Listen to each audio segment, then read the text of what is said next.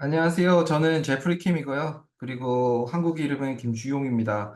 네, 저는 미국 뉴욕 뉴저지에서 활동하다가 지금은 중국 광동성 선전이라는 곳에 광동 양마로펌 국제부에서 일하고 있는 실무 변호사입니다. 그리고 뭐 아시다시피 제가 고려사이버대학교를 통해서 그리고 UDSL 프로그램의 그 학점을 10학점 이상 이수하면서 저도 바하 시험을 칠 수 있게 됐고요. 그리고 어, 행운이 따라서 저도 바시험을 통과하게 됐고, 그리고 그래서 제가 가진 경험과 그리고 가진 조그마한 노하우들을 여러분들과 나누려고 합니다. 먼저 들어가기에 앞서 지금 법률 시장에 대해서 제가 뭐 최근에 읽은 바로는 한국 법률 시장이 8조 원 정도 규모가 되거든요. 그런데 미국 그 법률 시장은 약 513조 정도 된다고 그냥 비교할 수도 없는 큰 시장이죠.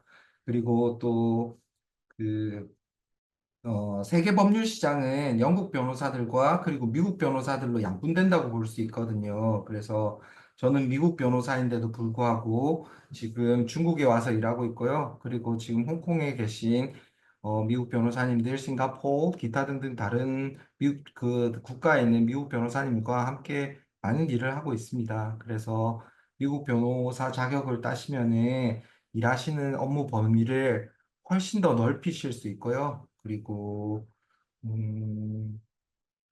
좀 그 도전 힘든 쉬운 도전은 아닌데 그래도 값어치 있는 도전이라고 볼 수 있을 것 같습니다. 그리고 이 채팅창에 그 되게 쉽지 않아 보이신다고 이렇게 그 솔직한 글을 적어 주셨는데 특히 법학은 저희가 미리 선행학습을 하지 않으면 이게 잘 들리지 않거든요. 이게 지금 영어로 되기 때문에 영어 학습이기 때문에 우리가 영어가 부족해가지고 잘 안 들린다. 뭐 이렇게 생각하시는 분도 있으신데 지금 딘 슈미트의 발음은 굉장히 정확한 편이고요.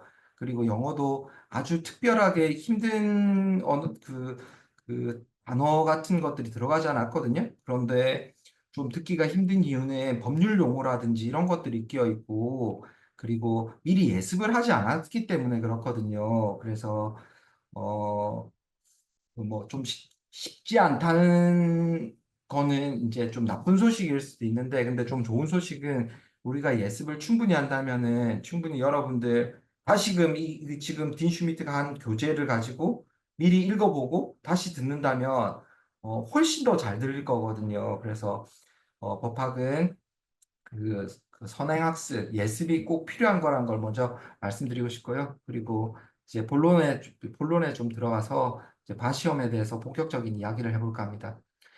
네, 우선 그 바시험을 알기 위해서는 NCB라는 곳을 알아야 돼요. NCB는 비영리 단체로 바시험을 주관하고 그리고 일부 주들을 위해서 신원조회, 캐릭터랑 피트니스 업무를 관장하는 곳입니다. 그런데 제가 이거 NCB 웹사이트 이렇게 캡처해서 올렸는데 이게 온라인 스터디 에이드를 판매하고 있죠. 이게 비영리 단체인데 이런 거 팔고 있거든요. 그래서 한번 뭐 작은 뭐 재미삼아서 올린 건데 한번 보시면 되고 실질적으로 NCB 지금 웹사이트 보이시나요? 다들 보이세요? NCDB 들어가 보시면은 어?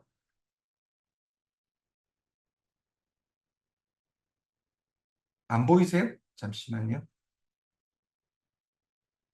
어, 안 보이시나 보네요. 네, 그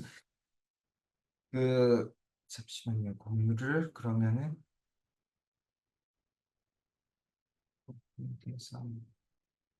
어, 이렇게 바꿔줘야 되나 보네요. 지금 보이시죠? 예, 보시면은 NCB 웹사이트인데 jurisdiction 해가지고 NCB에 들어가면은 이렇게 미국의 알라바마부터 시작해서 쭉 내려간 버진 아일랜드까지 jurisdiction에서 유비를 채택하고 있는지, 그리고 또 신원조회 그런 것들을 해야 되는 건지, 이런 것들, 그리고 또 시험에 NPR이 어떤 과목들을 치는지를 상세하게 보고 있고요. 우리가 한국 사람들이 가장 많이 치고 있는 워싱턴 DC, District of Columbia의 NPRA, 이건 윤리 시험입니다. 그리고 MBE, 이건 객관식 시험이고 200문제를 치게 돼요. 그리고 MEE, MPT, 이렇게 네 가지를 치게 됩니다. 그리고 MPRE는 이 MB와 MA, MPT 세 개를 포함해서 UB라고 부르는데 이 UB가 1년에 두 번 치는 것에 비해서 MPRE는 좀 더 자주 치고요. 그리고 계속해서 이제 뭐 합격 점수가 나올 때까지 계속 칠 수가 있어요. MPRE도 한번 보시게 될 텐데 네, 그렇게 보시면 되고요. 그리고 보면은 여기 MPRE 있고 UBE 뭐 UBE 잠시만요. MBE, 뭐, ME 이렇게 이그잼에 대해서, 바이그잼에 대해서 구체적인 내용까지 여기 가시면 다 보실 수 있고요. 그리고 스터디 에이드, 공부할 수 있는 자료도 여기서 무료로 배포하는 것도 있고요. 그렇게 비싸지 않지만 않는 가격에 그렇게 다 구입해서 이제 공부하시는 자료들도 구입하실 수 있습니다. 그리고 신원조회 이제 변호사가 되기 위해서는 뭐 신원조회를 해야 되겠죠. 전과가 있는지 없는지 뭐 이런 것들 여기서 다 하실 수 있고요. 그리고 뭐 스코어 서비스도 있고 그리고 Statistics and Research도 있습니다. 보면은 여기 bar exam result 해가지고 결과 같은 것들도 나오거든요. 그렇게 이렇게 살펴보시면은 뭐 엘라베마가 57% 합격률을 보이고 있고 디스트리오 콜롬비아는 아직까지 안 나왔네요. 아직 발표가 안 됐다. 이번 게 발표가 안 됐다는 거거든요.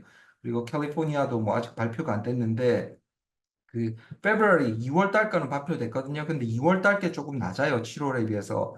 왜냐하면은 7월에 그 JD 졸업생들이 쏟아지기 때문에 보통 7월 발을 JD 학생들이 많이 보기 때문에 좀 높게 나오거든요. 그래서 여기서 좀 주목할 점은 First Time Pass Rate라고 이제 처음 초시 응시자들과 재시 응시자들이 좀 차이가 많이 나요. 그래서 이 시험을 준비하실 때는 반드시 초시에 합격할 수 있는 그런 스케줄을 짜셔야 된다는 거, 뭐그 정도로 하시면 되고, 알아두시면 되고요. 그리고 잠시만요.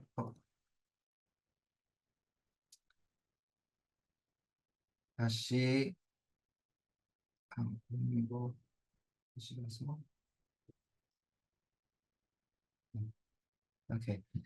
그래서 이제 다시 그 이제 하나씩 하나씩 저희가 살펴보게 될 텐데요. 네, MPRE는 아까 말씀드렸다시피 변호사 윤리 시험이라고 했죠. 이거는 60개의 객관식으로 되어 있습니다. 그래서 만점은 120점이고요. 뭐 우리가 시험을 만약에 친다면은 가게 될 워싱턴 DC 같은 경우는 75점이에요. 합격이 75점이고 뉴욕이나 뭐 캘리포니아 이런 데는 85점으로 알고 있고요. 그리고 워싱턴 스테이트 같은 데는 90점까지도 이제 그 주마다 점수가 틀리거든요. 그래서 근데 그 워싱턴 DC는 75점이면 굉장히 낮은 편이에요. 그래서 웹사이트는 아까 그 찾아가시면은 그 NPR이 찾아가시면 보실 수 있고요.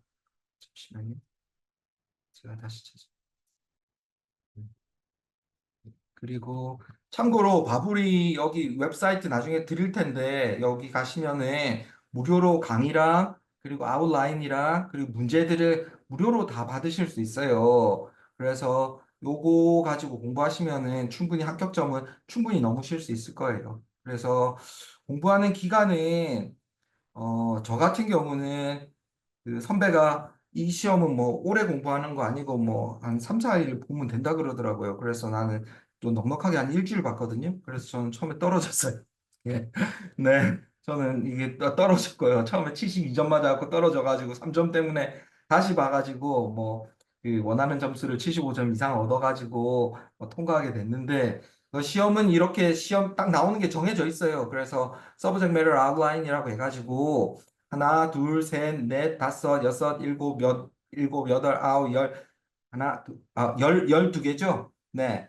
12개 챕터에서 문제들이 출제가 되고요. 그 보면 conflict of interest부터 시작해서 가장 높은 비율로 나오거든요. 그래서, 죄송합니다. 그 conflict of interest라고 해가지고 그리고 클라이언트 그 변호사 고객 간의 관계 그리고 뭐 리티게이션하고 뭐 이런 거 프로테이지가 다 있거든요. 그래서 중요한 순서대로 공부하시면 되고요. 여기 한 페이지에 돼 있는 룰이 전부 다거든요. 그래서 세부적으로 이렇게 공부를 해야 되고 뭐 문제를 풀어야 되겠지만 체계적으로 공부한다면은 그렇게 오래 걸리는 시험은 아니에요. 그런데 우리가 이거 그 한국에서 지내기 때문에 시험 치러 이제 미국 영예라든지 미국에 가서 시험을 쳐야 되거든요. 그래서 한 번에 붙어야 되기 때문에 좀 철저하게 공부하시고 하시면 게 좋다는 거. 그리고 또 한 가지 더 이거는 변호사 윤리지만은 좀 안으로 깊이 있게 파고 들어가서 보면은 변호사로서 내가 고소를 당하지 않는 방법을 어떻게 보면 공부하는 거거든요. 그래서 변호사가 된 후에 아주 중요한 과목이라고 할 수 있어요. 그래서 문제를 하나 살펴볼게요. 문제를 하나 살펴보시면은 요거 잠깐 한 2, 3분만 뭐 한번 읽어보실까요? 그렇게 뭐 어려운 문제는 아니거든요. 그래서 그 문제를 이렇게 객관식 문제든 주관식 문제든 대하실 때 요령은 폴 퀘스천이라고 요거부터 먼저 읽는 거거든요. 그래서 변호사가 subject to discipline, 징계받을 것인가 하는 그런 문제거든요. 그래서 어떤 이슈에 대한 것인가는 잘 안 나오지만은 딱 이렇게 그냥 한번 딱 훑어봤을 때 advertisement라고 돼 있잖아요. 그러니까 광고에 관한 내용일 거 아니에요. 그러니까 광고에 관한 내용을 쭉 보면은 communications about legal services 돼 있죠. 그럼 여기 보면은 10번 항목에 보면은 보면 A에 보면 있겠죠. A에 advertising 해가지고 뭐 광고에 대한 규정 같은 게 있어요. 그래서 여기 들어가는 문제고 그 이 문제는 실제 문제입니다. 실제 출제됐던 문제예요. 그래서 기출 문제고 그리고 이렇게 기출 문제가 또 그대로 나올 수도 있어요. 그래서 한번 우리가 살펴보시면은 읽어보시면은 experienced plaintiff's attorney 그러니까 원고 측 변호사가 이제 경험 많은 원고 측 변호사가 컨스퍼런스 블로그에다가 광고를 게시했어요. 그런데 the advertisement included the attorney's name 그러니까 자기 이름과 contact information까지 다 기재를 했어요. 그러니까 이건 광고라고 할 수 있겠죠, 그죠? 광고라고 할 수 있는데 뭐라고 썼냐면은 내가 5 주어리 verdicts 판결을 가졌다. 그리고 $1 million each medical malpractice cases. 그러니까 의료 사고 소송에서 저기 100만 불이 넘는 그 $1 million 넘는 다섯 케이스 자기가 가졌다고 한 거예요. 그러면은 이렇게 광고를 내면 이 광고를 읽은 사람들은 내가 비슷한 케이스 있으면 뭐 이 금액 이상 그 소송을 받을 수 있다고 그렇게 미스리딩 할 수 있잖아요. 오해를 살 수 있잖아요. 그러니까 그런 규정이 있거든요. 그런 광고를 못 하게 돼 있어요. 그런데 이거 딸려오는 이 문제에 보면은 디스클레이머가 들어가 있어요. 연책 조항 디스클레이머가 들어가 있어요. 보면은 the merit of claims and the amount of damages vary depending on the individual circumstances each medical malpractice cases. Past results do not guarantee the amount of the future recovery. 그러니까 이거는 그 디스클레이머에 이게 뭐 이 금액이 상황에 따라서 틀릴 수 있고 그리고 이전에 게그 미래 이 케이스를 보장하지 않는다는 디스클레이머를 붙여놓은 거예요. 그래서 뭐 이러한 팩트가 있는 가운데 이 광고를 게재한 변호사는 징계를 받을까 안 받을까 뭐 이런 문제예요. 그렇게 보면은 우리가 아까 딘 슈미트가 얘기했듯이 yes, yes, no, no잖아요. 그런데 이건 너무 obviously 그 답이 노일 가능성이 많으니까 세 개가 노네요. 이런 질문은 많이 없어요. 근데 보통 yes, yes, no, no거든요. 그래서 보면은 yes 이거 제끼고요. 그리고 보면은 because the advertisement 저기 그 광고가 그 disclaimer를 포함해 가지고 unjustified expectation 그러니까 소비자들의 이게 의도하지 않는 기대감을 이렇게 만들지 않는 그런 게 있기 때문에 징계 안 받을 거다. 이게 답이거든요. 그래서 이게 비교적 어렵지도 않고 쉽지도 않은 문제인데 룰을 충분히 알면은 충분히 답을 맞출 수 있는 문제예요. 그래서 참고로 번역해놨고요. 번역 나중에 이거 끝나고 필요하신 분들은 이 PPT 자료 드릴 테니까 이거 한번 살펴보시면 되고요. 그리고 내용 자체는 어, 징계 가능성 이것도 한번 살펴보시면 되고요. 짧게 한번 읽어보시면은 제가 설명한 거에 대한 분석은 다 들어가 있어요. 그래서 그렇게 어렵지는 않을 건데 사실은 NPR이가 저는 개인적으로 어렵거든요. 제가 윤리의식이 없어서 그런지 모르겠는데 개인적으로 조금 헷갈리는 것들이 많은데 그래도 이렇게 정리를 잘 하면서 공부하시면은 결코 시간도 오래 걸리지 않고 그리고 또 충분히 패스할 수 있는 시험이다. NPR에 대해서 이 정도 하고요. 그리고 아까 말씀하셨듯이 UB는 유니폼 bar examination이라고 통합 변호사 시험이에요. 그래서 미국 50개 주리스딕션 중 54개 주리스딕션 중에서 41개 관할권에서 채택한 시험이고요. 그리고 출제 기간은 아까 말씀드린 NCBE에서 출제를 합니다. 그리고 워싱턴 DC의 합격 점수는 400점 만점에 266점을 맞으면 합격이에요. 265점 맞으면 떨어지는 거예요. 근데 이게 소수점까지 나오기 때문에 265.6을 맞으면 합격이고 255.4를 맞으면 떨어지는데 255.5는 모르겠어요. 그렇게 맞으신 분은 몰라가지고 아무튼 266점 맞으면은 합격하는 시험이고 그리고 그 이 워싱턴 DC 합격하신 후에 여기 41개 주에 해당되는 어느 주라도 그 엘리저빌리티만 갖추면은 점수는 옮겨 다닐 수 있고요. 그 말은 이제 그 주에 이제 그 조건에만 맞는 것만 하면은 충분히 올릴 수 있고요. 그리고 아까 그 웹사이트는 살펴보셨지만 웹사이트에 가면은 그 다양한 시험 정보를 가질 수 있습니다. 그래서 UB는 구성이 MPT 첫날 보고요. 이 시험은 2월과 7월 마지막 주 화요일, 수요일 이틀간 보는 시험입니다. 그래서 화요일 오전에 MPT를 보게 됩니다. 3시간 동안 두 문제가 나와요. 그래서 거기에 뭐라고 써 있냐면 초년생 변호사의 업무 능력을 테스트한다고 되어 있거든요.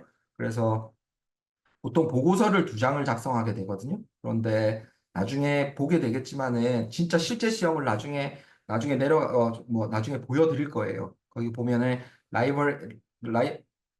라이브러리와 팩스 두 가지가 있거든요. 그래서 모든 사실관계가 모든 룰들이 제공이 돼요. 그래서 내가 만약에 예를 들어서 토르치 네글리전스에 대한 문제가 나왔다. 그런데 내가 네글리전스에 대해서 너무너무 잘 아는 거예요. 그런데 내가 아는 룰과 여기서 그 라이브러리에서 제공한 룰이 조금 틀린 거예요. 그러면은 내가 이 룰이 틀렸어 해가지고 문제하고 싸워서는 절대로 안 돼요. 제공돼 있는 룰을 반드시 따라야 되고요. 주어진 팩트를 잘 믹싱해가지고 거기서 내라고 하는 보고서들을 2장 작성하면 되는 시험입니다. 그리고 ME는 룰을 외워야 돼요. 룰을 외워야 되고 나중에 서브젝트 아웃라인 보시게 될 텐데 15과목이고요. 총 15과목이라서 6문제가 나오기 때문에 어떤 과목이 나오고 어떤 과목이 안 나올지는 잘 몰라요. 그래서 조금 이따가 실제 시험을 보게 될 텐데 어떤 과목은 나오고 어떤 과목은 안 나오기 때문에 어, 몇 년간 이 과목이 나왔기 때문에 이 과목이 좀 오래 안 나왔기 때문에 이 과목이 요번에 나올 거야. 이렇게 프레딕션 하시는 분들 많으세요. 그런데 그거 맞으면 대박인데 안 맞으면 쪽박이거든요.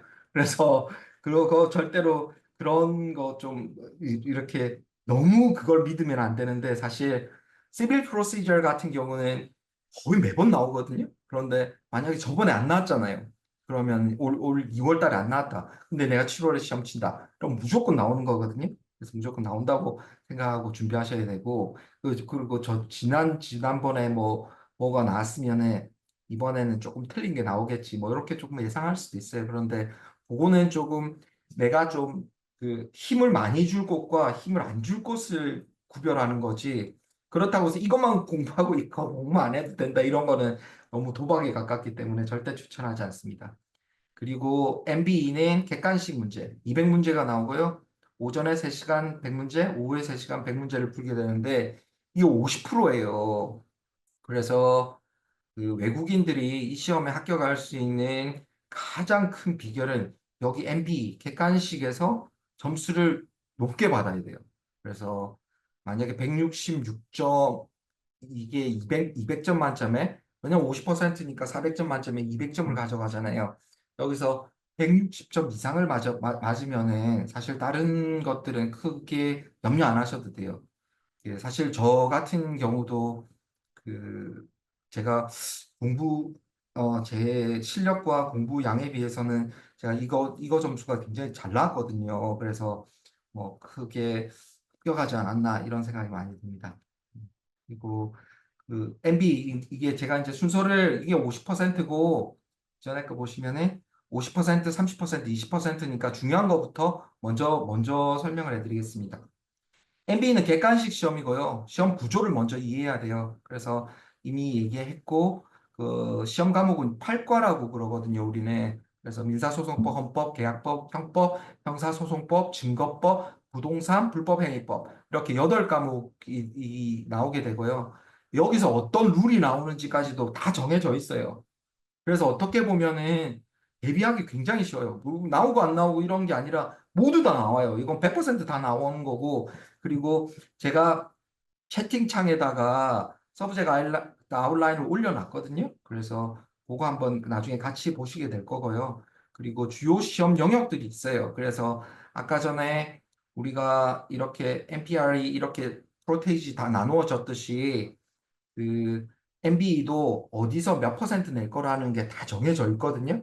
그래서 중요한 것 순서대로 이렇게 공부하시면 되고요. 그리고 법적 추론 능력을 길러서 이 추론을 하는 건데 조금 이따 문제를 하나 볼 거거든요. 같이. 근데 어떤 말인지 이렇게 보면은 좀 사실 연상이 잘 안 되잖아요. 그래서 한번 살펴보게 될 거고요. 그리고 과거 기출 문제가 룰들이 중요한 룰들은 바뀌지 않거든요. 한 30여 개에서 한 40개 정도 룰이 이렇게 다른 옷을 갈아입고 나온다고 생각하시면 돼요. 그래서 그, 그 지난 기출 문제를 꾸준하게 풀어보시는 게 엄청나게 많은 도움이 되고요. 그리고 문제는 100문제인데 3시간이라는 시간밖에 부여가 안 되기 때문에 한 문제당 우리가 쓸 수 있는 시간은 2분이 채 안 되거든요. 1.8분씩이라고 되는데 요거 한간에는 이런 말이 있어요. 내가 100문제 시험을 다 쳤는데 시험을 쳤는데 시간이 모자란다. 이러면은 시험 치고 나서 다음 시험 준비해야 된다. 그리고 또 시험 시간이 좀 남았다.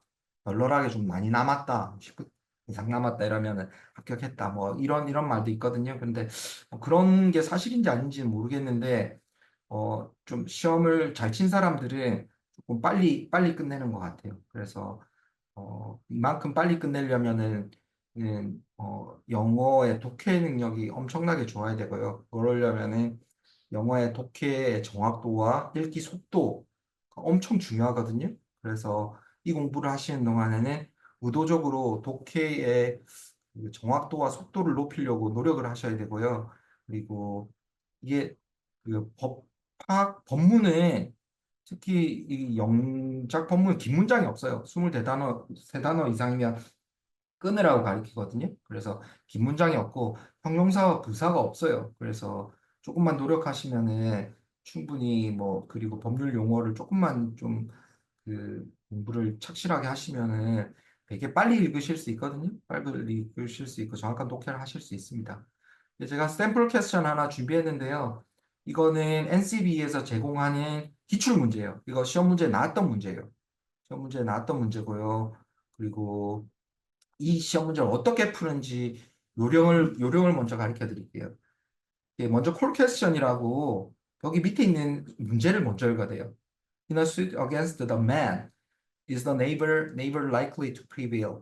이거 딱 읽어보면은 그 소송이 더 맨 어게인스트 더 맨을 상대로 한 소송에서 그 이웃이 이길 수 있는 거잖아요. 우리가 공부를 준비를 조금만 한 사람이라면 조금이라도 한 사람이라면 이 문제가 바로 토트 문제 불법행위법이라는 민사소송의 불법행위법이라는 걸 바로 알 수가 있거든요. 그리고 이제 싹싹 스치듯이 이렇게 쫙 읽어 내려가면은 더 개가 나오잖아요. 개가. 그래서 A man for German Shepherd 이게 개가 나오고 뭐 폭발물 이런 거 나오면은 straight liability거든요. 그래서 이게 혹시 뭐 이 문제가 이 짧은 문제가 쉬운 문제일까요? 어려운 문제일까요? 뭐 답변이 뭐 하기가 이게 좀 커뮤니케이션 하기 힘드니까 이 문제 굉장히 어려운 문제예요, 사실. 이게 굉장히 쉽게 보이잖아요. 굉장히 어려운 문제고, 그리고 제가 어떻게 이 객관식은 어떻게 다가서는지 잠깐 설명을 해드릴게요. 이 문제가 톨치 문제니까 톨치로 예를 들게요. 이게 톨치라는 건물을 짓는 거예요. 입체적으로 생각을 하는데 톨치라는 건물을 짓는데 1층에는 intentional torts, 의도적인 잘못에 의한 거, 그리고 2층에는 negligence, 그리고 과실에 의한 거, 3층에는 strict liability, 4층에는 the other torts. 이렇게 torts라는 건물, 불법 행위라는 건물을 짓는 거예요. 그래서 그, 그 2층 negligence에서 50% 나오거든요, 문제가. 그래서 2층이 가장 중요하니까 2층의 예를 들게요. 네글리전스에는 방이 네개가 있어요. duty, breach, 의무가 있고요. 의무를 위반하는 breach가 있고요. causation, 인과관계가 있고, 데미지가 있어요. 이렇게 네 개의 방이 있어요. 이게 문제가 어떻게 나오냐면요. 이렇게 톨치 문제가 나오면요. 보통 A하고 D가 A는 1층에서 가지고 와요. 1층에서. 해설이 no, no, yes, yes는 똑같은데 이게 뒤에 게 1층 거예요. intentional torture이에요. 그리고 이 문제는 negligence인데 이거는 strict liability 얘기예요. 그래서 두 개는 그냥 당연히 날아가는 거예요. 이 B하고 C가 그 2층에서 negligence에서 나오는 문제인데 만약에 예를 들어서 breach 2번 방에서 나오는 문제다 그러면 이건 2번 방 얘기예요. 이거는 3번 방 얘기다 4번 방 얘기예요. 그래서 이렇게 문제하고 이렇게 답하고 어떤 같은 방에 있는 애들인지 매치를 시키면 정답률이 굉장히 올라가거든요. 그런데 이 문제는 보면요. strict liability거든요. 이거 지금 시간 있으신 분들 대충 읽어보셨겠지만은 뭐 그 브리딩 목적으로 경비하고 브리딩 목적으로 번식의 그 목적으로 이제 그 셰퍼드를 키우는데 그 주인은 이거 그 개조심이라는 경고판도 붙여놨고요. 그리고 그 이웃은 좀 자주 왔다 갔다 하면서 사나운 개들이 있었다는 사실도 알고 있었어요. 그래, 여름 하루에 그 이웃이 그 빌려준 눈삽을 이제 찾으러 가려고 거기 들어갔다 걔한테 물린 거예요. 그래서 보면은 남의 집에 그냥 이거 허가 없이 들어갔잖아요. 근데 이렇게 그 답을 보면은 인바이티라고 나와 있어요. 네이버हु드가 뭐 인바이티는 초청해야 되는데 초청한 사람 아니잖아요. 그러니까 이건 뭐 당연히 아니겠죠. 그리고 이것도 abnormal dangerous activity 이거는 뭐 폭발물 같은 거거든요. 이게 개가 아니에요. 그래서 이런 단어가 나오는 건 무조건 폭발물이거든요. 그래서 걔하고는 상관이 없거든요. CD가 그냥 날아가거든요. 근데 문제는 뭐냐면 두 개는 날아갔어요. 근데 이 두 개가 문제예요. 두 개가 모두가 일리가 있는 거예요. A 보면은 그 이웃이 이미 그 위험한 성향을 가진 위험한 개가 있었다는 걸 알고 있었다는 거예요. assumption of risk라고 그런 걸 알고 있었다는 거고, 그리고 이번 답은 trespassing 했다고, 불법 침입했다고, 불법 침입했다는 거예요. 이 두 개가 다 답이 되는 거예요. 이게 사실은 에세이 문제로 나왔다면은 이거 두 개를 다 쓰면은 완벽한 답이 되는 거예요. 그럼 여기서 어떤 게 더 무거울까거든요. 그래 뭐 이게 사실은 제가 진짜 시험에 쳐서 이거를 쳤으면은 어땠을까 생각해서 저는 B 써서 틀렸을 것 같거든요. 근데 답은 A거든요. A가 더 무겁거든요. 그래서 이렇게 살펴보면 이거 번역 있고요. 번역 한번 간단하게 읽어보시죠. 네. 한국말에서 빨리 읽으실 수 있을 것 같아요. 네, 보면은 남의 사유지에 무단 침입했기 때문에 위험한 개들이 알고 있었기 때문에 뭐 이런 거고요. 그래서 룰로 가보면요. 한국말로 strict liability 그 3층 strict liability에 있는 룰이에요. 이게 그 중에서도 보면은 비정상적인 위험한 활동이거나 초인적인 힘을 기울여도 뭐 위험이 제거되지 않는 활동 뭐 이런 것들이 뭐 그거고요. 폭발물, 화학물질, 야생 동물 이런 거 나오면 이거 strict liability로 가는 거예요. 그런데 여기서 특별히 개한테 물린 거, 야생 동물이 따로 있거든요, 엘리멘트가. 그래서 보면은 주인의 통제하에 있어야 되고요. 그 개가 위험한 성향을 가지고 있었어야 돼요. 그래서 원바이트 룰이라고 단 한 번이라도 사람을 물은 적 있었으면은 그 개가 물은 적 있었고 주인이 그 사실을 알고 있었다면은 그 스트릭트 라이abili티에 해당되는 거예요. 그래서 뭐 그런데도 불구하고 우리는 답에 여기겠죠. 위험의 인수, assumption of risk 이게 1번이잖아요. 피해자가 개의 위험성을 알고 자발적으로 그 위험에 노출되었는지 여부. 딱 맞아 떨어지죠, A랑. 자기 위험한지 자주 다니면서 알고 있었으면서 들어갔잖아요. 비교 과실, 뭐 부상을 유발하는데 부분적으로 책임이 있었는지 뭐 개를 자극했다든가 뭐 이런 건데 이건 해당 사항 없고 불법 침입 여부 이렇게 있죠. 그래서 우리 불법 침입했잖아요. 그럼 책임이 면제되거나 감소될 수 있다. 그래서 이 1, 3번이 다 답이기 때문에 아까 그 문제는 굉장히 어려운 답이에요. 그래서 만약에 에세이 문제로 나왔으면은 1번이나 3번이나 한 개만 썼어도 우리가 일정 상당히 높은 점수를 가질 수 있거든요. 그런데도 불구하고 아까 객관식에서는 1번이든 2번이든 만약에 2번을 취했다면은 0점을 가지게 되는 거잖아요. 그래서 사실은 객관식이 엄청 까다롭고 뭐 그렇습니다. 네. 그리고 이거 제가 문제는 NCB에서 제공하는 것들을 다운받아서 지금 잠시만 제가 올려놨나요? 네, 아무튼 뭐 보실 수 있고요. 그리고 MB는 까다롭지만 8과목으로 한정되어 있고, 그리고 딱 나오는 룰들이 딱 정해져 있기 때문에 일정 시간을 가지고 룰을 공부하고, 그리고 룰을 잘 익힌 뒤에 그 기출 문제를 포함한 연습 문제를 잘 풀어 나간다면은, 그러면 충분히 승산 있는 과목이다. 그리고 그 외국인으로서 가장 중요하다는 걸 강조해드리고 싶고요. 네. M이 이게 이제 에세이거든요. 우리는 작은 에세이라고 부르고, 그리고 이제 아이락이라고 그러죠. 이슈, 로, 아나리시스, 컨클루전 요 식으로 해야 되는데, 이슈에다가 팩트를 조금 붙이는 게 더 점수가 높게 나와요. 그리고 컨클루전 빼는 데도 더 좋고요. 그리고 또 뭐 이렇게 주요 단골 과목들이 있거든요. 그래 단골 과목들을 단골 아닌 거를 공부하지 말라는 게 아니라 단골 과목들을 먼저 공부하라는 거예요. 왜냐하면 우리가 책을 읽게 되면은 책 앞부분은 명확하게 기억이 나는데 좀 중간이나 뒷부분은 기억이 잘 안 나잖아요. 그러니까 이 단골 과목들을 먼저 공부하는 게 기억이 오래 간다는 거. 그리고 그 한 문제당 30분이잖아요. 그런데 이따가 문제를 보게 될 텐데 그, 그 30분인데 어떤 문제는 좀 쟁점이 많고 어떤 문제는 좀 쟁점이 적고 그렇거든요. 그래서 뭐 연습을 하다 보면 이거 시험에 좀 공부를 하기보다는 훈련 같거든요. 운동선수가 경기에 나가기 전에 시합에 나가기 전에 시합을 준비하듯이 그렇게 훈련을 계속하는 거거든요. 그래서 훈련을 해서 당일날 최고의 퍼포먼스를 내는 그런 거에 좀 가깝거든요. 그래서 한번 살펴보면요. 예, 아까 그 내용이에요. 우리가 보면은 아까 그 젊은 셔퍼드 그 얘기거든요. 그래서 보면은 걔가 경비와 그리고 번식 목적으로 사나운 그 개를 가지고 있었고, 그리고 뭐 이거 개조심이라는 사인 붙여놨고, 그리고 이웃인 자주 왔다 갔다 하면서 그 독이 이제 aggressive nature 가지고 있다는 걸 알고 있었고요. 그리고 또 passing permission 그, 그, 그 삽가지로 without permission 허락 없이 들어갔다는 거 이거 trespassing이죠. 이거 두 개 되게 중요하잖아요. 그죠?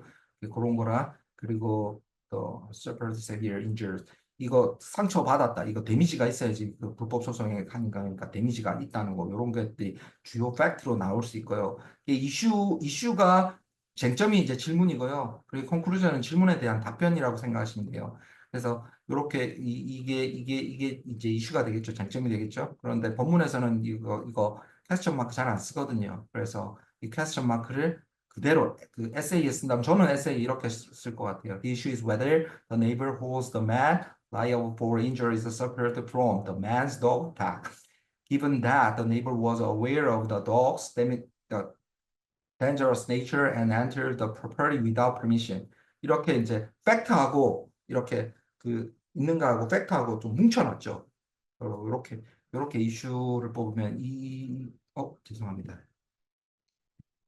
이 이슈는 뭐 상당히 괜찮을 거예요. 그리고 룰은 좀 다른 룰 해놨거든요. 그래 좀 trespass 이래가지고 이렇게 룰을 써도 괜찮다고요. 그러니까 아까 이전 룰을 그대로 써야 되는데 아까 strict liability 룰 보여드렸죠. 이거 strict liability, dog bite 이렇게 써야 되거든요. 그런데 이렇게 조금 틀려도 점수는 상당히 높게 나와요. 그리고 아날리시스는 이렇게 뭐 경고판 붙여놨고 그리고 알고 있었고 그리고 트레스파싱 했고 뭐 이렇게 해갖고 conclusion에 뭐 이렇게 neighbor is unlikely to prevail the suit against the man 이렇게 이길 가능성이 적다. 왜냐면은 뭐 dangerous activity 알고 들어갔다. 뭐 이런 식으로 빼겠죠. 답을. 이렇게 들어가면은 에세이가 하나당 1점부터 6점까지 채점이 되거든요. 이 정도 답 들어가면 5점, 6점 무조건 뭐 제 생각엔 6점 받을 수 있는 답변 나오거든요. 그래서 한 요 정도만 쓰셔도 돼요. 근데 에세이는 요 정도 쓰시면 되거든요. 근데 제가 다른 문제를 한번 우리 살펴보는 시간을 가졌으면 하거든요. 잠시만요.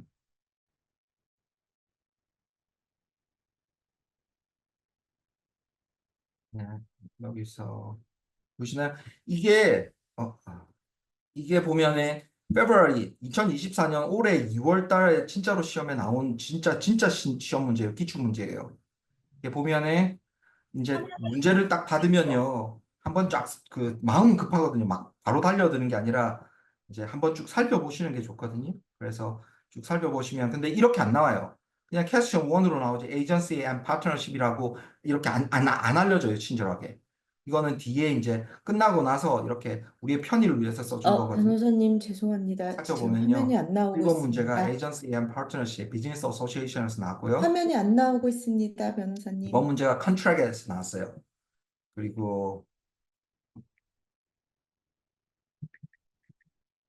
3번 문제가 컨트롤에서 나왔고요. 3번 문제가 변호사님 에비던스 화면이 안 증거법에서 나오고 나왔고요. 있습니다. 뭐 4번 문제가 재산법, 부동산법에서 대해서 나왔고요. 5번 문제가 그 형사법과 형사소송법. 그리고 6번 문제가 어, 화면 지금 안 나오시나요? 거기서도 안 나오고 있어요. 거기 그게 안 돼. 어? 네, 그거 거기서도 안 나오고 있어요. 그 문제, 에세이 문제. 다시 지금 화면 나오시나요? 네, 잘 나. 네네네. 그래서 6번이 이제 상속에 관한 거거든요. 이거 제가 상속은 제일 싫어하는데, 뭐. 네, 아무튼 상속에 대해서 나왔네요. 이거 문제 대충 한번 살펴볼게요. 이거 에세이, ME, 에세이 어려워하시는 분들 되게 많거든요. 이것도 똑같아요. 이 문제를 딱 봤잖아요. 그럼 뭐부터 보셔야 되냐면요. 폴캐스천부터. 보면은 what legal relationships have parties established through their dealings? 어떤 법률적인 관계를 가지고 있느냐? 그리고 두 번째는 Bobby is Bob entitled to marry's share of the monthly profit of the kibble? 이거 바비라는 사람이 그 키블이라는 그 회사겠죠? 에서 이익을 그 매달 이익을 나누어 가질 수 있는 권리가 있느냐, entitled 있는가? 그리고 books and records 이거는 뭐그 회계 장부 같은 거 이렇게 보죠. inspect 할 수 있는 권리가 있는가? 그리고 보면은 Wendy and softball games 보면은 그녀의 그 조카를 위해서 니스를 위해서 소프트볼 게임의 그 차를 이용할 수 있느냐 뭐 이런 내용이잖아요. 그러니까 요 내용에 대해서 질문이 먼저 알고 들어가는 거예요. 알고 이제 요 내용을 잡으러 들어갈 거예요. 그래서 요 내용 한번 살펴보세요. 그러면은 뭐 제가 한번 간단하게 해석하면서 읽어드릴게요. 예, In February 2월에 웬디가 키블이라는 어, 올게닉 재료로 만드는 장난감, 강아지 사료, 장난감, 그리고 또 그루밍 하는 거, 털 깎는 그런 거 하는 가게를 열었어요. 그래서 이제 혼자서 하는 가게인데, financial difficulties 겪었고요. 재정적인 문제를 겪어가지고, 이제 그 빌들을 페이할 수 없게 된 거예요. 그래서 4월 달이 돼가지고, 자기 asked her friends, 메리랑 안젤로라는 친구들한테 재정적으로 좀 도와줄 수 있겠니? 하고 물어봤어요. 그래서 5월 1일 날 이런 날짜 시간 관계도 이렇게 좀 중요하거든요. 그런데 아무튼 그 5월 1일 날 메리는 웬디한테 뭐 캔더 이제 그 수표를 써줬어요. 그리고 그, 그 15%의 지분을 받기로 하고 그 monthly profit 그 한 달에 그 정기적으로 하는 이익금의 15%를 받기로 하고 그 수표를 발행해 줬어요. 그리고 그 메리는 그 적자가 났을 때도 메꾸겠다고 얘기한 거예요. 그럼 이 나중에 1번 답에서 메리는 파트너겠죠. 그죠? 돈도 투자하고 그리고 이익금도 나누고 그리고 적자도 나누니까 그리고 Mary worked the top 그 메리는 일도 같이 했어요. 그럼 이거는 강조하는 거겠죠. 그래서 그 파트너십을 했어요. 그리고 일에는 그 엔젤로가 책을 이렇게 했어요. 그런데 loan to kill is loan이라고 얘기했어요. 그러니까 이거는 파트너십 구성이라기보다는 이제 채권 채무자의 관계겠죠. 그리고 이건 채권 채무자의 관계라고 이렇게 하면 돼요. 그럼 남아 있는 게 이제 밥이라는 사람이 등장해야 되잖아요. 등장인물에. 그래서 보고 웬디가 뭐 Angelo purchased the equipment to supply delivered the names, monthly profits, 그리고 previous monthly profit, 돈도 나누고, 그리고 letters against Bob keep to the immediately.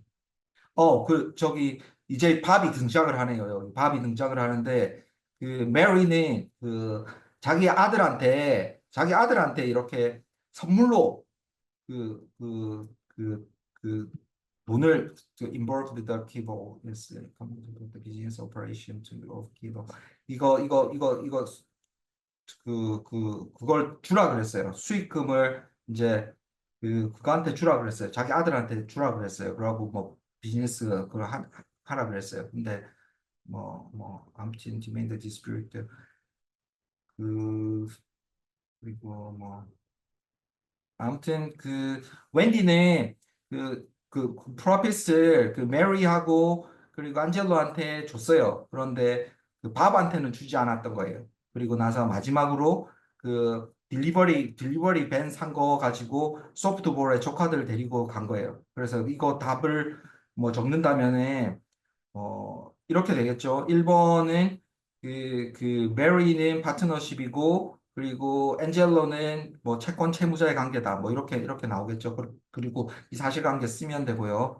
왜 그런지는 여기 나오잖아요. 왜냐면 돈도 투자했고, 메리는 돈도 투자했고, 그리고 이익도 쉐어하지만 로스트도 쉐어하니까 파트너십이 맞다. 그리고 또 경영에도 참여하고, 그리고 뭐 이거는 뭐 채권 채무 관계다. 그렇게 말하면 될 것 같고요.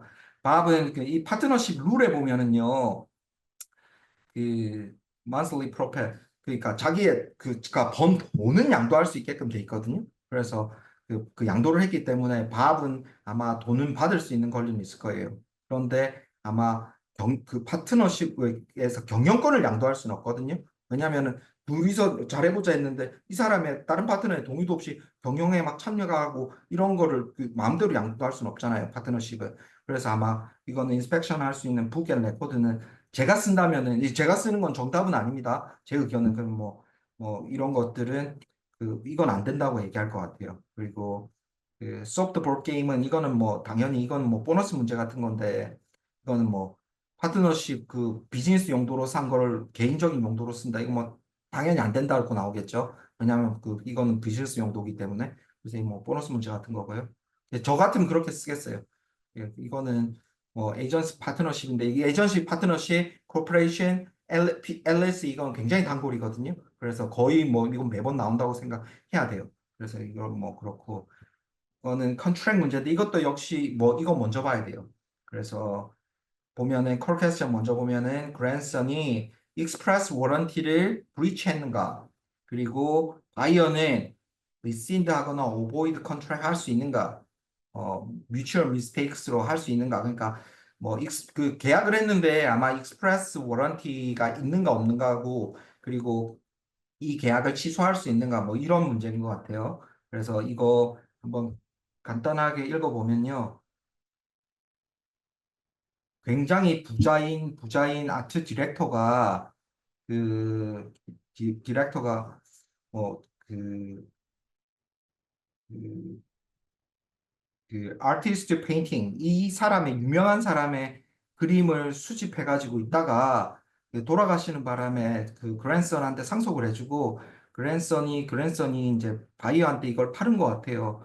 그래서 팔았는데 이제 그걸 30분 동안 검사를 할 수 있게끔 해주고 그리고 뭐 계약서 상에서는 이제 35만 불, 한 4억 뭐 넘는 돈을 이제 계약을 하면서 디스클레이머까지 쓴 거예요. All warranties express implied.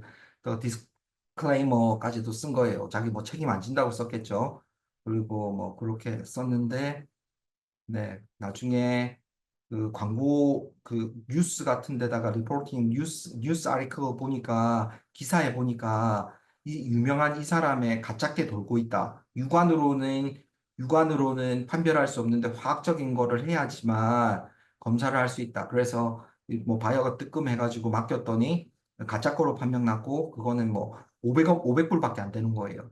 그래서 당연히 이거 바이어는 이거 고소했겠죠. 이거 돌려달라고 했겠죠. 환불해달라고 했겠죠. 그러니까 근데 판매자 입장에서는 내가 디스클레이머도 있고 네가 확인하는 시간도 있었는데 뭐가 있냐 이거 미스법한 일이죠 현실 사회에서. 이거 비슷한 케이스 저희한테 있었어요. 헐메스백 이거 샀는데 나중에 그게 가짜 걸로 판명 나가지고 진짜 케이스가 있었어요. 그래서 좀 인상적인데 근데 사실은 요거는 익스프레스 워런티라고, 예, 저는 이렇게 대답할 것 같아요. 아까 그 문제하고는 좀 틀리거든요. 광고 문제하고는.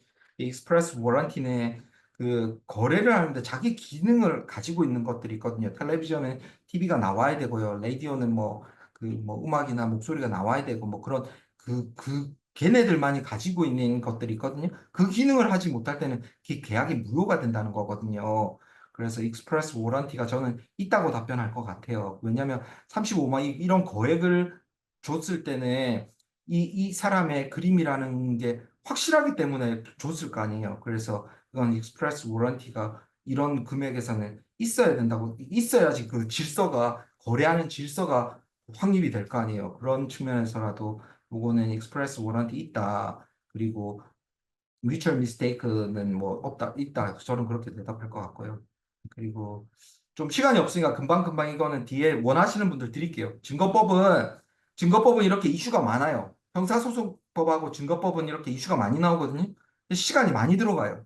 그래서 앞에 보였던 1번 문제 이런 거 빨리 써야 돼요. 이런 것들은 이런 건 쟁점이 많아도 좀 쉬운 문제들은 최대한 빨리 써가지고 만 20분 만에 끝내야 돼요. 그리고 뒤에 거는 이런 거 30분 넘게 걸리거든요. 이런 컨트랙 문제도 뭐한 20분 안에 끝내야 돼요. 빨리 끝내야 되고. 그리고 이거 지금 보시면서 어우, 이거를 20분 안에 어떻게 끝내? 뭐 이러시면은 그 옛날에 달인인가? 그 방송을 본 적이 있는데 신문 배달하시는 분이 막 3층에 조그마한 화장실 건물에다가도 집어가지고 이렇게 신문을 꽂아 넣으시더라고요. 예. 사람이라는 게 반복적인 것들을 계속하면은 그 엄청난 그런 능력이 발휘되거든요. 그래서 사실은 아까도 말씀드렸다시피 이 이 아이락이라는 틀에다가 칸을 만들어 놓고는 딱 이거 훈련을 하다 보면은 이렇게 되면은 이걸 읽는 순간 이 밑에 게 이슈잖아요. 그러니까 그 I자에 들어가는 게 딱 들어가고 그리고 룰 어플리케이션 그리고 컨클루전 이게 다 이렇게 칸에 딱 기억이 나거든요. 훈련을 하면은. 그래서 보통 이슈 쓰는데 이게 이슈기 때문에 이슈 쓰는데 1분도 안 걸려요. 그리고 이거 뭐 읽는데 한 3, 4분 걸리는데 5분 잡고요. 5분 잡고 이슈 쓰는데 1분 그리고 룰은 암기되어 있는 거 그대로 나오기 때문에 그냥 타이핑하는 속도이기 때문에 룰도 1분이면 쓸 수 있어요. 그런데 뭐 2, 3분 잡고 그리고 콘클루전은 이거에 대한 답변이니까 또 1분 잡고 그렇게 하고 나면 어플리케이션에 쓸 수 있는 시간이 10몇 분이나 되거든요. 그래서 풍성한 어플리케이션 충분히 작성할 수 있고요. 그래서 훈련을 하면은 이거는 사실은 에세이는 객관식보다 더 쉬워요. 왜냐하면은 일부 점수라도 받을 수 있기 때문에 우리가 요 어플리케이션만 잘 활용한다면. 그런데 아무튼 에비던스는 뭐 어렵진 않은 복잡해요. 그래서 공을 많이 들여야 돼요. 이렇게 그림도 막 그려야 되고 그리고 뭐 예외 조항도 나와야 되고 이렇게 살펴보면은 뭐 opportunity 이게 그 법원에 이게 이 에러가 있었는가, 잘못된 것들이 있었는가, 뭐 이런 거 묻는 거거든요. 그리고 뒤에 거는 character evidence 나오잖아요. 이거 character evidence 이것도 단골이고, 이거 evidence는 보통 hearsay 많이 나오는데 이거 좀 특이하네요. character evidence 나왔는데 evidence 나오면은 hearsay가 뭐 거의 뭐 8, 90% hearsay에 대해서 나온다고 생각해야 되거든요. 그래서 evidence는 hearsay에서 굉장히 힘을 많이 줘야 되는데 캐릭터 에비던스는 이런 거예요. 그, 어, 이 사람이 A라는 그 사람이 원래 어릴 때부터 좀 도벽이 있었던 거예요. 뭐 그런 거 있었던 거예요. 그래서 아무도 없었고 이 사람이 있었다가 사라졌는데 물건이 없어진 거예요. 그러면서 사람이 증언하는 거예요. 이 사람이 도벽이 있었다고. 그러면은 주어리들이 배심원들이 듣기에는 이 사람이 굉장히 설득력 있잖아요. 그런 성향이 있었기 때문에 그리고 그 장소에 있었기 때문에 하지만 그게 이 사람이 도둑질을 했다는 걸 의미하는 건 아니잖아요. 안 했을 수도 있잖아요. 그리고 그거를 그러니까 캐릭터 위트니스는 원래 증거로 채택되지 못하거든요. 그런 내용이 들어가 있을 거예요. 그래서 그 성향에 대해서 이런 거 나오면은 캐릭터 위트니스도 그 성격 증거도 되는 게 있거든요. 그 예외 조항이 있거든요. 그런 것들을 뭐 이렇게 꼼꼼하게 잘 이렇게 그래프 같은 걸로 하셔갖고 답변하셔야 돼요. 그래서 이거는 공부하는데도 시간이 많이 걸리고 이 에비던스 나오면 답변 쓰는데도 시간이 많이 걸려요.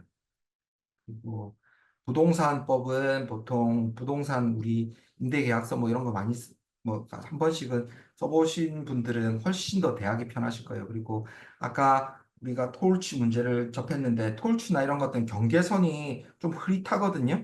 그런데 재산법이라든가 형법이라든가 이런 것들은 경계선이 아주 분명해요. 그래서 오히려 답변하기 되게 쉽거든요. 그래서 그 재산법 이것도 좀 관심 있게 그리고 좀 공부를 좀 열심히 하시면은 다 맞추실 수 있어요. 형법이랑 재산법, 헌법. 헌법은 또 되게 어렵고 애매한데 대법원 판례를 가지고 문제를 많이 만들기 때문에 또 공부를 많이 이렇게 그런 문제를 많이 풀어보고 하시면은 충분히 전략 과목으로 삼으실 수 있는 거예요. 그래서 뭐 이런 거 대충 살펴보면 문제만 봐도 어떤 문제가 나올지 대충 알 수 있거든요. 이게 보면은 뭐 컨텐츠 오브 더뭐 어사이먼, 어사이니 이거 뭐 그러니까 뭐라 그러죠? 세를 받은 사람이 그 또 밑에다가 또 세를 주는 거 그런 것도 뭐 거절했는데 그 정당성이 있느냐 뭐 이런 거거든요. 전대 계약이라 그러나요? 그런 것들 문제 그런 것들 뭐 이렇게 타당성 있으면은 뭐 그런 거뭐 아무튼 그런 문제고요. 그리고 criminal law and procedure 이거 criminal law and procedure 이것도 시간이 많이 걸려요. procedure 이거는 수정헌법 4조, 5조, 6조거든요.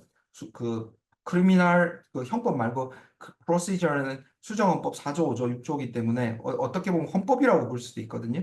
헌법 문제라고 볼 수 있거든요. 그래서 이거 읽어보면은 이거 보면은 이 보면은 스테이트 A 뭐 페더럴 스테이트 B 뭐 이렇게 나오면은 더블 제퍼디거든요. 예, 이중 기소, 이중 처벌 뭐 이런 거거든요. 그래서 요건 이 문제 만약에 나오면은 이 문제 나오면은 좀 살짝 땡 잡은 거예요. 왜냐면은 이건 룰이 정해져 있거든요. 이거는 보면은 시티잖아요. 시티는 스테이트에 속해 있을 거 아니에요. 스테이트 B나 스테이트 A 둘 중에 하나 속해 있을 거예요. 그러면은 당연히 여기 시티 A에서 처벌받은 거는 City에서 처벌받은 거는 만약에 스테이트 A에 속해 있다. 이러면 스테이트 A에서 더블 기소는 안 될 거 아니에요. 두 번 이중 기소는 안 될 거 아니에요. 같은 속해 있으니까. 그러니까 스테이트 A에서는 기소가 안 된다. 만약 근데 스테이트 B나 연방에서는 그 다른 거니까 다른 주리스딕션이니까 기소가 가능할 거 아니에요.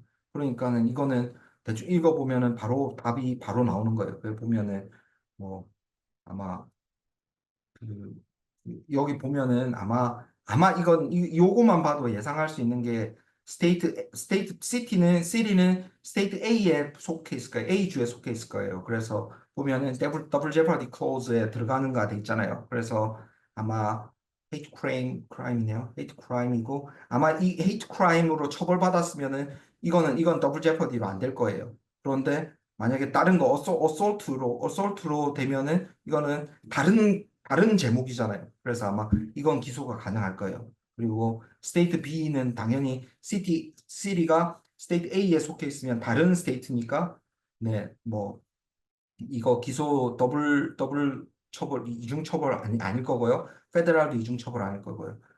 이게 제로 하면 답변을 그렇게 하겠다는 거예요. 이게 정답은 아닙니다. 네. 정답은 이거 몇 년 뒤에 나와요. 그래서 몇 년 뒤에 우리 함께 살펴보시죠. 그리고 이거 마지막 문제인데 이거는 이렇게 이제 그 도나에게 그 주식을 200주 남겼고요. 에드월드에게 하우스를 남겼고 여기 페이한테 그 피아노를 남겼고요. 뭐 이렇게 남겼는데 이렇게 등장하는 이런 문제는 등장하는 사람들 다 써놓고 어떻게 테스테이터스 에스테이트 그 상속을 어떻게 할 건가? 그러면 이제 답안에다가 사람 이름 딱 다 적고 나서 그렇게 해야 되거든요. 그 하나씩 다 들어가는 거거든요. 이거 시간 굉장히 많이 걸리고 그리고 굉장히 이거 디스이던트 제가 엄청 싫어하는 건데 아무튼 굉장히 이건 어렵습니다. 그래서 이거는 근데 한 가지 좋은 점은 내가 어려우면 다른 사람도 다 어려워요. 제가 어려우면 다른 사람도 다 어렵다는 거. 그렇게 아시면 되고요. 지금 네, ME는 저희가 지금 6문제 다 살펴봤어요. 실제 나온 문제입니다. 그래, 지금 되게 어렵게 보이실 텐데, 이렇게 그 분석하기가 되게 어렵게 보이실 텐데, 훈련을 통해서 칸 채우기에 들어가면은 반드시 그렇게 넘지 못할 산은 아니라는 거. 그리고 시간이 다 제 시간이 지났다고 지금 계속 연락이 오는데, 아무튼 MBT는 20%하고 보고서를 쓰는 거예요. 그래서 MBT를 진짜 실제 문제를 한번 살펴보려고 했는데 잠시만 한번 급하게 한 번만 살펴보시죠. MBT를 보면은 잠시만요. 이제 MBT details, 변호사님 화면 또 안 MBT의 떠요. preparing, MBT 지난 MBT 이거 그 서머리는 다 있는데 문제는 이렇게 보시면요. 이게 진짜 실제로 2018년도 그 7월 달 시험에 나왔던 변호사님 화면이 안 나옵니다.